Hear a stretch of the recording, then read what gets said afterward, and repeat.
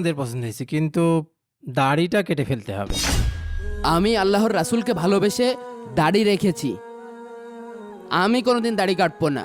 আল্লাহ চাইলে এর থেকে ভালো মেয়ে আমার কপালে লিখতে পারে। আমার রসুলকে অপমান, এখানে বিয়ে আমি করব না। কি রে, উঠে আসলি কেন? মেহমানরা কি ভাববে বল? এটা তো এক ধরনের বেয়াদবি। শোনমণি, তুই দাড়িটা কেটেই ফেল। হ্যাঁ ভাই, তুমি না হয় দাড়িটা কেটেই ফেলো। একদিনেরই তো ব্যাপার, 2-3 মাস পর তো আবার দাড়ি উঠেই যাবে। শোন, রাগ করিস না, মাথাটা একটু ঠান্ডা কর। মেয়েদের বংশ অনেক বড়, তাছাড়া বনানীতে একটা ফ্ল্যাট দিচ্ছে, সাথে একটা প্রাইভেট কার। তুই রাজি হয়ে যা বাপ। ধুর, এই বাড়িতে আর থাকবোই না। আকিব, আকিব, তুই যাস না বাপ।